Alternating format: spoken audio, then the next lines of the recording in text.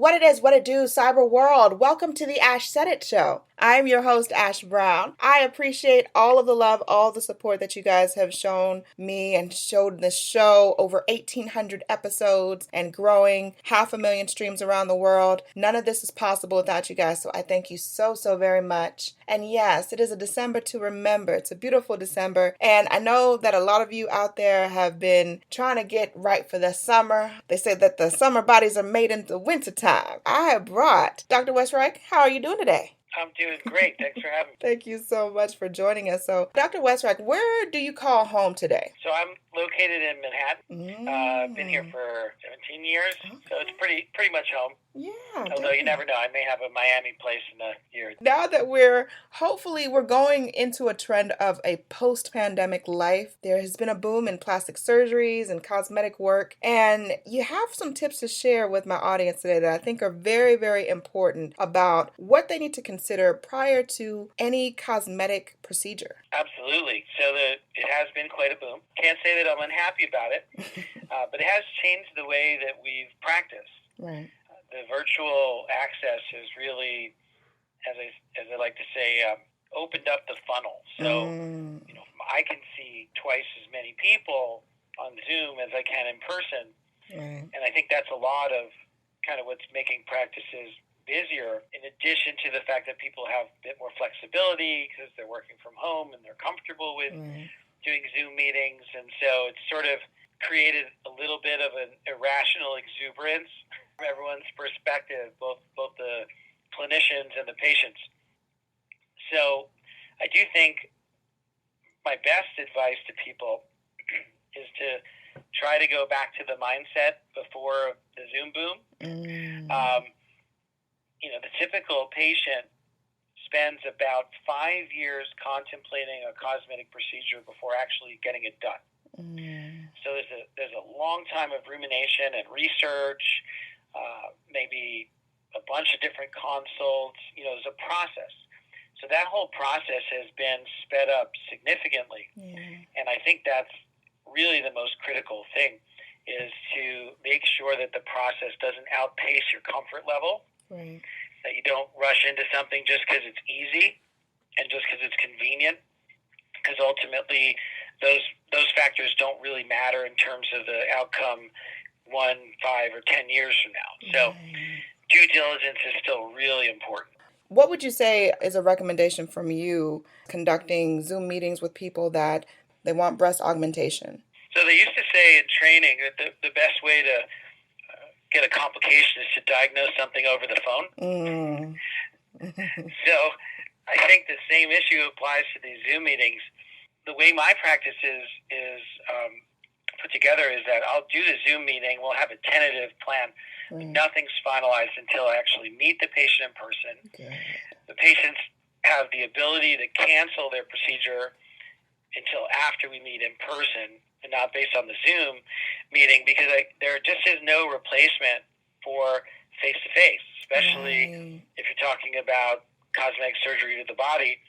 It is a sculptural art form on every level, and you can glean a lot from photos, but there may be little nuances that are really important. So there's nothing that can replace the three-dimensional assessment, and that's number one. So I would be very cautious about signing up for a procedure where there's no ejection strategy until you meet the physician. You should be able to meet somebody before signing on the dotted line. I think that's number one. And also, I do think that patients have a better understanding when you're talking face-to-face. The Zoom is great because it helps them to get some basic concepts really solidified, and then when they come in, they can focus on the nuance. So it's kind of like having 2 dates instead of one. So I think from a patient education standpoint, it's actually better. And they can focus on, really details when they come in to see you in person. So really what you're saying is the Zoom is like an initial. That's kind of just getting your feelings out, talking about what you want, and the doctor being able to kind of gauge what route to go, if it's even a good fit for the person. That everything should not be done via Zoom, via telephone, And you shouldn't be spending $2,600 for a boob job that you found offline somewhere. Somebody wants you to meet you at a hotel or something crazy like that, like we've been hearing through the news. Absolutely. I mean, obviously there's differences in geographic location, say New York versus, say, South Carolina. Right. But anything that's an outlier, I mean, it's just basic fundamental logic that if it sounds too good to be true, it probably is. But, you know, the other things that I tell people is, so you got the ease of access, but the other thing is, you know, scope of practice, where the location of the surgery is. These are all really important factors because, for example, I'm primarily a face guy. So, you know, I don't necessarily do all the body procedures.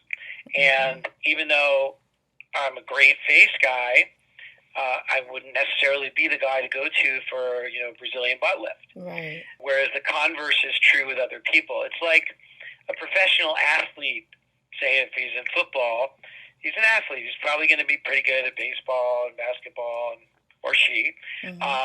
But, you know, there's an area where they have an expertise. So you really want to make sure what the scope of practice of the person is. And then the second thing is the location of the surgery, because if you operate in your own facility, then you're basically self-certifying for all procedures. Whereas if you operate in a hospital, the hospital may or may not allow you to do certain procedures based on your training. They may say to me, you know, Dr. Westreich, you can't do a Brazilian butt lift. Like, that's not in your scope of practice.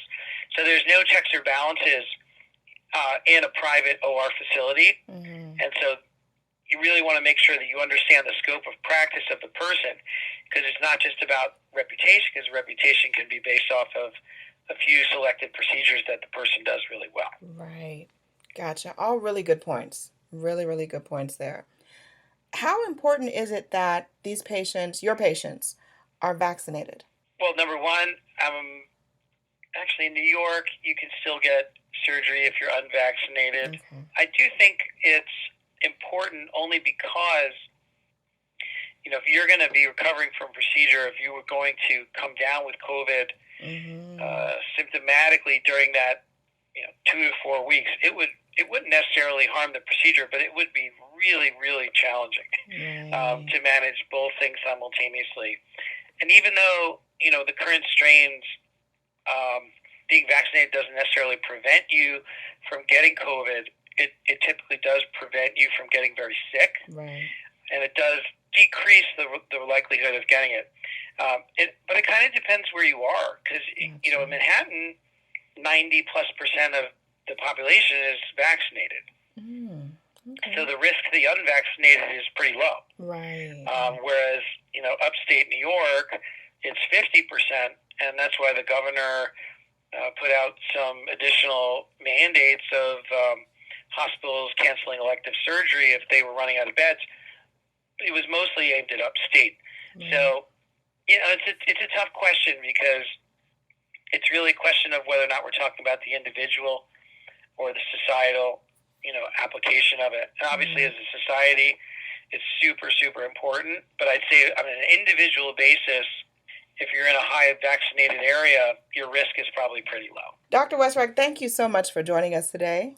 We appreciate you. My pleasure. Let everyone know the best way to get in contact with you if they possibly want to get a procedure done, or if they want to follow you on social media. So probably the best way is still phone call.